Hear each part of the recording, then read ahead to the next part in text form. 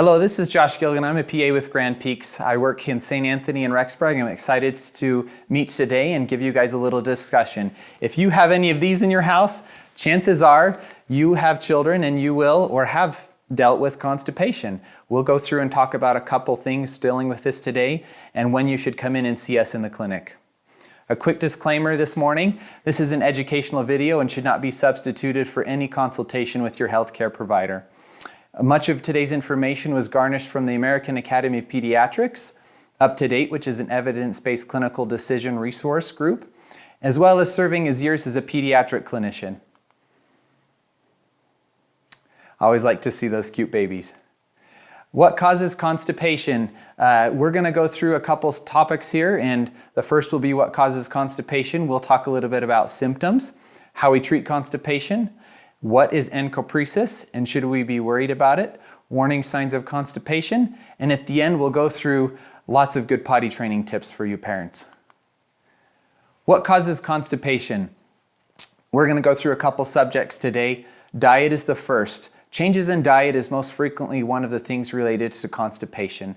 We'll talk about some things that causes those changes. Not having enough fiber in the diet. We know this is an important part for healthy nutrition, also for gut motility. We will talk a little bit more about this in detail later on in the upcoming slides. Illness. Illness can definitely contribute to constipation. When we are sick, we usually have a change in appetite, and this can also throw off our system. Constipation can also be a side effect of many common medications that we use when we are sick. Many of our common cold medications have antihistamines that can contribute to this. Some of our common NSAIDs, such as ibuprofen, can contribute. And other medications like iron supplements can also cause constipation. Sometimes we have underlying medical conditions, such as thyroid disease, like hypothyroidism. These can also contribute. These are things that should be talked about with your pediatrician or your healthcare provider if you have any further questions.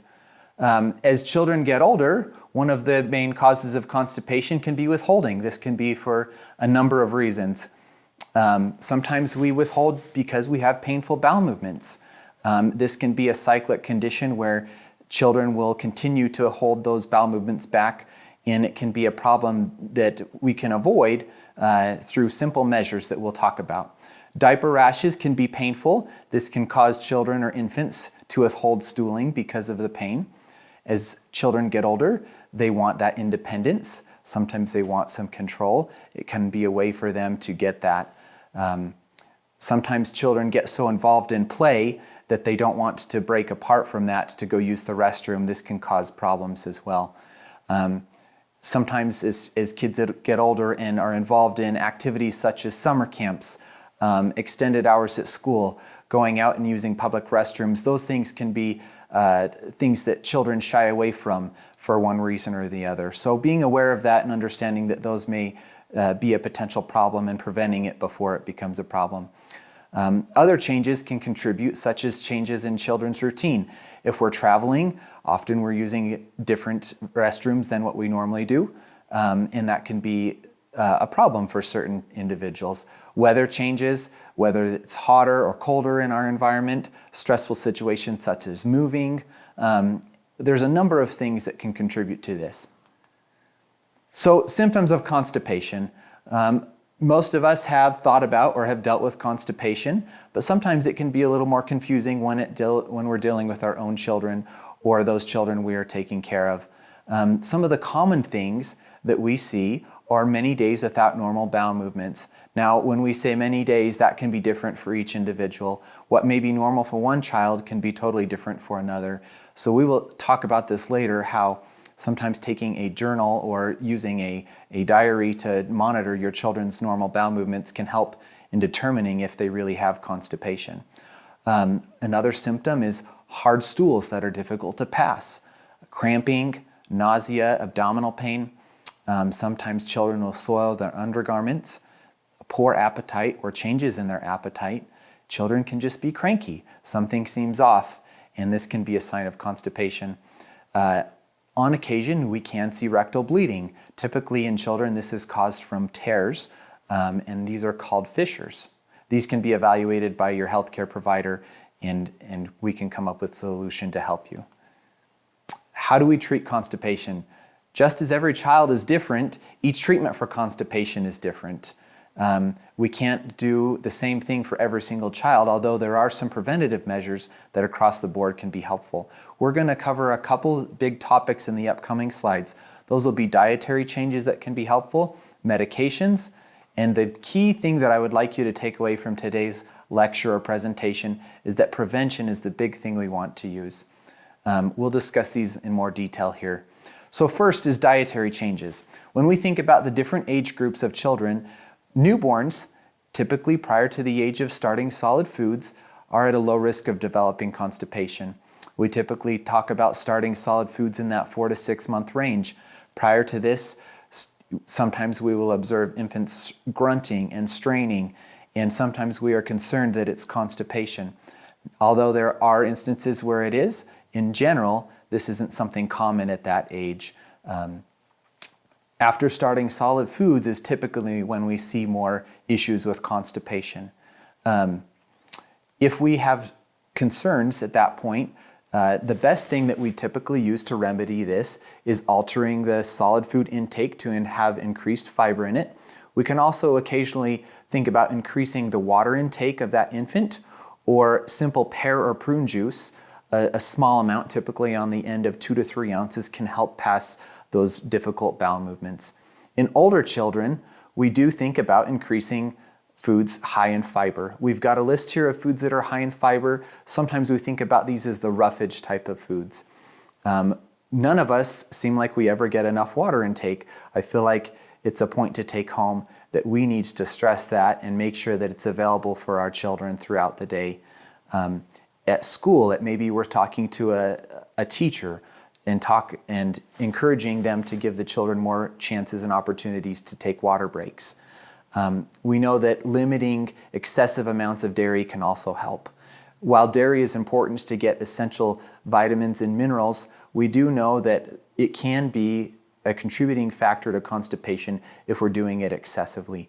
Typically for children on the ages of 2 and older, we want to hit a target of about 2 to 3 servings of dairy products a day to get the recommended nutritional values. In children that cannot take dairy products, there are fortified alternatives such as soy, almond milk, and others that can be helpful. A nicer variety of foods here, and these are all considered in that high fiber category. So how is constipation treated with medications? Frequently, as you visit your healthcare provider, if we are unable to be successful with constipation through a diet standpoint, we may recommend doing medication treatment. Some of the easy things to start with are fiber supplements such as Metamucil or Citrusel. These are things that only work as well as we are hydrating. Children need to drink at least 32 ounces, about 1 liter of water a day for these products to work well. If you are going to consider using these, it's not a bad idea to consult with your healthcare provider before to make sure you're using the appropriate doses. Oftentimes, we need to consider a stool softener or a laxative. Some of these that you may have heard of could be Docusate, polyethylene glycol, which is commonly called Miralax, and many others. We like to encourage and counsel parents to never give any laxatives or enemas prior to consulting with your healthcare provider, as these can be dangerous if not used in the proper way. So prevention, this is kind of the key slide I want us to focus on for a minute. We can do things to treat it once it's there, but the best thing is to prevent it from ever happening. So pay attention to your children's bowel patterns. We talked about this a little bit earlier. This can help us determine if there is constipation and trying to tackle things before they become a problem. So monitor for timing. How often do our children have bowel movements? What time of day do they have the bowel movements? What is the usual size that we see? What is the usual consistency of these stools? Sometimes a food or a journal, a stooling journal, can help us determine the patterns that our kids are having. We encourage our children to drink plenty of water, as we discussed before. We do want to limit dairy servings to 2 to 3 servings a day, and as needed, children can take those dairy alternatives that we discussed. Provide high fiber foods. The American Academy of Pediatrics recommends daily fiber intake that equals the child's age plus 5 grams of fiber a day. As an example, a 2-year-old should consume about 7 grams of fiber per day. This is 2 plus 5 grams equaling 7. as illustrated in the slide here. One other thing that we like to do to prevent constipation is establish a daily toileting routine. We encourage toileting around 15 to 20 minutes after a meal and at bedtimes. Often we try to do these training sessions or these times for a period of about 10 to 15 minutes. It is also important to think about things that may interact with normal stooling patterns as we're going out to the grocery stores, as we're going on long car rides, if we're going for extended periods of time where we may not have access to a place to use the restroom. Try using the toilet before we go so we can prevent holding and compounding those problems of constipation. Another time that we would encourage using the restroom is before long periods of play. Children will frequently hold during these time frames, and that can be a problem as well. We know that it is important, however, to get out and exercise and play. This is important in gut motility as well. What is encoprisus? We may have heard about this before, but understanding what this is can be helpful in determining whether or not we need to see our healthcare provider. Sometimes with prolonged withholding of stools, we can create larger stools that build up in the rectal region. This can impede the children's ability to feel that urge to pass the bowel movement until it's too large and becomes a problem. At this point, the stool is too large to pass through, but liquid can pass around this stool, and this will often leak into the children's underwear. This can be a little confusing for both parents and healthcare providers, as it presents like diarrhea, but can actually be a bigger problem that we have underlying constipation. This typically requires further evaluation from a healthcare provider to determine what needs to be done to help the children out. Often this may require an enema, a laxative, or additional treatment. It is not encouraged to take care of this at home, and you should definitely seek care of your healthcare provider if you are concerned about this. So warning signs of constipation. These are times when we definitely need to seek medical care if these symptoms are present. If we have constipation associated with a fever, vomiting, or diarrhea, if we notice any rectal bleeding, if we have significant weight loss, if we're having poor weight gain, if we have a delayed passage of meconium stool at birth, this is beyond 24 hours in a healthy newborn.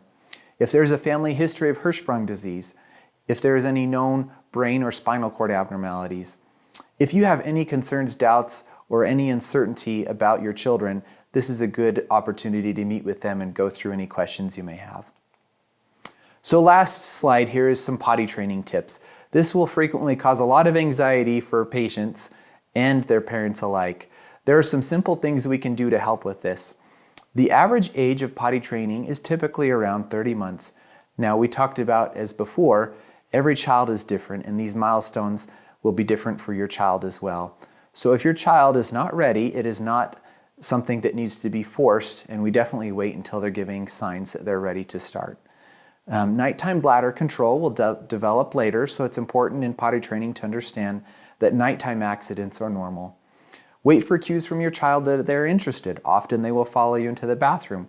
Sometimes they may ask you to remove their diaper. These can be some signs that they may be interested in starting potty training.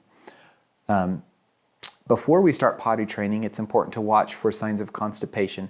This is where those journals or following those patterns in their diapers or bowel movements can be helpful so that we can prevent problems before they ever happen. If we are noticing constipation, it's important to take care of this before we start potty training. When we do start, schedule these sessions in 10 to 15 minute bathroom breaks. Typically the best time, like we discussed earlier, is about 15 or 20 minutes after eating a meal. Pay attention to positioning when they're using the restroom. Frequently the toilets are too big for children and we may need to use an adaptive seat or find a toilet that fits them better. Provide an activity such as a book or a game to help prevent boredom while they're on the toilet. Frequently children do not want to sit in this position for a long period of time, and trying to keep their attention can be a little challenge. Always give positive reinforcement. There's going to be accidents along the way. Never punish your children for these accidents and continue to be positive through the process. Thank you for listening to this presentation today. I hope that you have heard or found something that may be helpful for you and your children in relation to constipation. If you have any other questions about this or other healthcare needs for your children, please don't hesitate to reach out to our office. We would love to help. Our information is presented in this slide. It can also be found online. We love to serve you here at Grand Peaks and hope to see you soon.